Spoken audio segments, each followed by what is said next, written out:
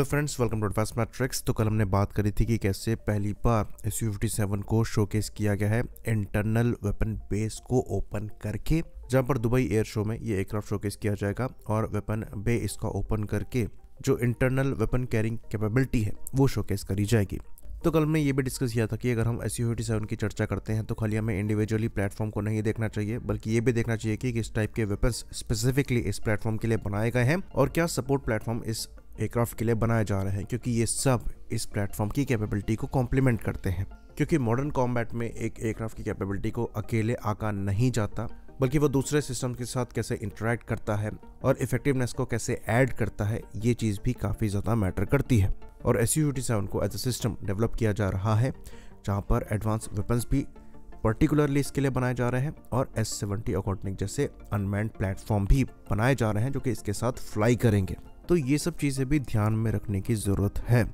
अब हम इसके बारे में चर्चा इसलिए कर रहे हैं क्योंकि रशिया द्वारा इस प्लेटफॉर्म को काफ़ी ज़्यादा पुश किया जा रहा है इंडिया के लिए, और यहाँ पर चर्चाएं चल रही हैं, जैसा कि इंडिकेशन हमारे डिफेंस सेक्रेटरी और डिफेंस मिनिस्टर दोनों ने दिया है। इवन रशिया की साइड से भी लगातार स्टेटमेंट्स आ रहे हैं। अभी जो रशियन एम्बेसडर हैं इंडिया में, डेनिस एलिपोव, उनके द्वारा भी कहा गया है कि कुछ टेक्नोलॉजी ट्रांसफर को लेकर रशिया और इंडिया के बीच में चीज़ें एक्सपैंड हो रही हैं और लाइसेंस मैन्युफैक्चरिंग यहाँ पर देखी जा रही है SU-57 की इंडिया में ही, जो कि इंडिया के आर्म का प्रोग्राम को एक्सेलरेट कर सकता है। तो Su-30 MKI एक परफेक्ट एक्सपीरियंस ना हो, पर एक पॉजिटिव एक्सपीरियंस ज़रूर है अगर हम रशिया और इंडिया के बीच में एयरक्राफ्ट मैन्युफैक्चरिंग और कंट्रोल की बात करें, क्योंकि Su-30 MKI पे हमारा अच्छा खासा कंट्रोल है और उतना है जितना दूसरी कंट्री के प्लेटफॉर्म पर ना हो। बाकी ब्रह्मोस भी एक सक्सेसफुल एग्जाम्पल है दोनों कंट्री द्वारा अंडरटेक किए गए एक जॉइंट प्रोजेक्ट का। तो पार्टनरशिप के लिए रशिया एक अच्छी कंट्री है और इनके साथ एक अच्छी हिस्ट्री भी हमारी रही है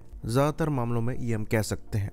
तो SU-57 के थ्रू भी काफ़ी हद तक जितना वो कोऑपरेट करने के लिए तैयार है उतना दूसरी कंट्रीज नहीं है, और ये एक पॉजिटिव पॉइंट प्ले आउट करती है SU-57 के फेवर में। भले ही स्टेल्थ एस्पेक्ट में कुछ जगहों पर ये प्लेटफॉर्म लैग करता हो, पर क्या SU-57 के साथ जो हमें टेक्नोलॉजीज मिलेगी वो आर्म का प्रोग्राम में हेल्प कर सकती हैं। तो जब बात SU-57 की आती है तो इसके बारे में तो जानकारी है कि किस टाइप की टेक्नोलॉजीज यहाँ पर इस्तेमाल करी गई हैं, पर उनकी एक्चुअल में इफेक्टिवनेस क्या है इसके बारे में बहुत ज़्यादा पब्लिक डोमेन में नहीं है। डेफिनेटली इलेक्ट्रॉनिकली ये प्लेटफॉर्म प्रॉपरली फिटेड है, एक्टिव और पैसिव सेंसर्स दोनों यहाँ पर दिए गए हैं और दोनों ही एडवांस हैं। चाहे यहाँ पर हम मेन AES रडार की बात करें, जो कि बेल का है, कहा जाता है 400 किलोमीटर की रेंज तक ये radar 5 metre square RCS targets को ट्रैक कर सकता है, साथ में 60 टारगेट्स को एक बार में ट्रैक कर सकता है और 16 को एक ही साथ इंगेज कर सकता है। और यहाँ पर इस रडार के 3 एक्टिव एंटीना एरे यूनिट दिए गए हैं। एक सामने की तरफ है जो कि एक्सपैंड AES है, फिर चीक पे 2 हैं जो कि इसे एंगुलर कवरेज प्रोवाइड कराते हैं। तो ये फ्रंट से 270 डिग्रीज कवर कर सकता है, जो कि सबसे ज़्यादा है, और ये अनमैच्ड सिचुएशनल अवेयरनेस प्रोवाइड कराता है। तो डेफिनेटली ये गैलियम आर्सेनाइड बेस AES से रडार है, काफ़ी केपेबल है, लेकिन अगर यहाँ पर गैन मॉड्यूल्स का इस्तेमाल कर लिया जाएगा तो परफॉर्मेंस 30 से 40% बेहतर हो सकती है। तो इस टेक्नोलॉजी पर इंडिया द्वारा काम किया जा रहा है। उत्तम के जो नए वेरिएंट्स आ रहे हैं ये गैन मॉड्यूल्स को यूज़ करेंगे, तो यहाँ पर हम रशिया के साथ कोलैबोरेट करके इस रडार के गैन वेरिएंट को बना सकते हैं, तो परफॉर्मेंस यहाँ पर फर्दर बेटर हो सकती है। फिर इसके बाद यहाँ पर डेटा लिंक भी प्रॉपर दिया गया है और एक L बैंड के IFF सिस्टम को लगाया गया है, जो कि नेट सेंट्रिक ऑपरेशन के लिए ज़रूरी है। साथ में यहाँ पर इलेक्ट्रॉनिक काउंटरमेजर स्वीट जो दिया गया है इसे L402 हिमालयस कहा जाता है। तो यहाँ पर आफ्ट साइड में टेल सेक्शन पर भी एक AES पैनल दिया गया है, जो कि ECM और EW रोल के लिए इस्तेमाल किया जाता है। तो रशिया यूक्रेन वॉर में भी रशिया की जो EW कैपेबिलिटी है ये इम्प्रेसिव रही है। तो बहुत ज़्यादा जानकारी तो पब्लिक डोमेन में L402 हिमालयस के बारे में नहीं है, पर कहा यह ज़रूर जाता है कि ये कैपेबल सिस्टम है। बाकी पैसिव सेंसर्स के मामले में भी ये पूरी तरीके से लेस है। यहाँ पर यूनिक कैपेबिलिटी भी दी गई है, जैसे कि DIRCM। उसके बाद यहाँ पर infrared search and track system भी दिया गया है, जो कि रशियन प्लेटफॉर्म में कॉमन है। और उसके बाद एक UV based missile approach warning sensor दिया गया है और थर्मल इमेजर दिए गए हैं लो एल्टीट्यूड फ्लाइंग के लिए। तो यहाँ पर सेंसर फ्यूजन की कैपेबिलिटी भी है, जो कि बैटल पिक्चर को क्लियरली पेंट कर पाए। उसके बाद AL51 इंजन तो SU57M के साथ ऑफर में है ही।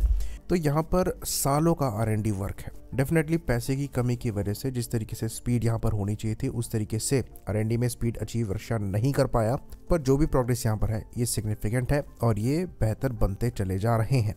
तो अगर रशिया यहाँ पर अपना एक्सपीरियंस शेयर करने को तैयार होता है तो हम इसका फ़ायदा उठा सकते हैं और आर्म का प्रोग्राम में इसको इम्प्लीमेंट भी कर सकते हैं।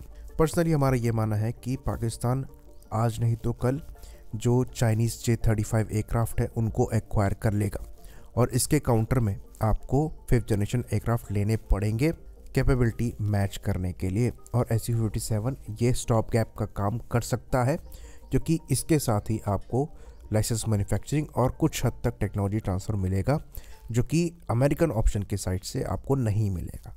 इसलिए यहाँ पर सीरियस कंसिडरेशन के इंडिकेशन दिखाई दे रहे हैं। इवन हमारा ये भी मानना है कि खाली हम यहाँ पर एयरक्राफ्ट को ही ना देखें, अगर चीज़ें कंसिडरेशन में हैं ही तो हमारी कोशिश ये भी होनी चाहिए कि इसके लिए जो स्पेसिफिकली वेपन पैकेज बनाया गया है, जहाँ पर नई क्रूज मिसाइल्स हैं, वेपन्स से जो कि इसके इंटरनल वेपन पे में कैरी किए जा सकते हैं, उनको भी हम कंसिडर कर सकते हैं, जो कि इसकी इफेक्टिवनेस को फर्दर बढ़ाएगा। ऑपरेशन सिंदूर में ये चीज़ हमने देखी कि SU-30 MKI ने ब्रह्मोस के साथ क्या किया है।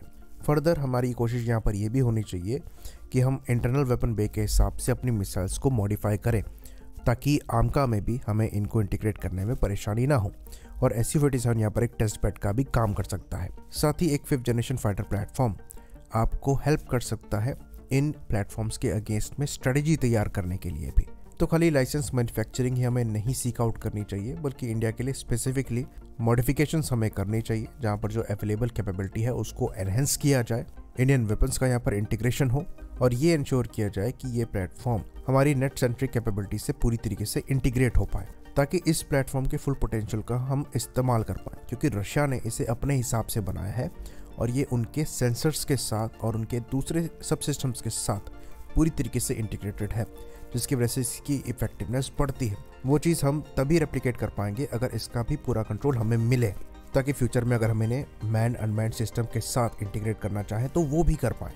तो अगर जो टेक्नोलॉजी ट्रांसफ़र की यहाँ पर बात चल रही है वो इस लेवल पर है तो ये हमारे लिए बेनिफिशियल हो सकता है और SU-57 को सीरियसली इस मामले में तब कंसिडर करना चाहिए। बाकी जो AL51 इंजन्स हैं ये भी पार्ट ऑफ नेगोशिएशन होने चाहिए और पुराने AL41 इंजन्स के साथ तो हमें बिल्कुल भी कंसिडर नहीं करना चाहिए, क्योंकि अगर आप ऐसे एयरक्राफ्ट को लेते हैं तो कम से कम आप उसे 40 साल इस्तेमाल करेंगे और इतने लंबे पीरियड के लिए आप ओल्डर जनरेशन के इंजन के साथ इनको फ्लाई नहीं करना चाहेंगे। तो रशियन ऑफर यहाँ पर टेम्पटिंग हो सकता है। IAF इसको सीरियसली कंसिडर भी कर रही है पाकिस्तान के थ्रेट को देखते हुए, और अगर हम यहाँ पर आगे बढ़ते हैं तो डेफिनेटली हमको यहाँ पर बेनिफिट भी हो सकता है, पर कुछ चीज़ें यहाँ पर हमें सीरियसली कंसिडर करनी चाहिए जो कि हमने इस वीडियो में डिस्कस करी हैं। आई होप इन्फॉर्मेशन यहाँ पर क्लियर रही हो। इसी बात पर इस वीडियो को हम ख़त्म करेंगे। लाइक करिए, सब्सक्राइब करिए। जय हिंद।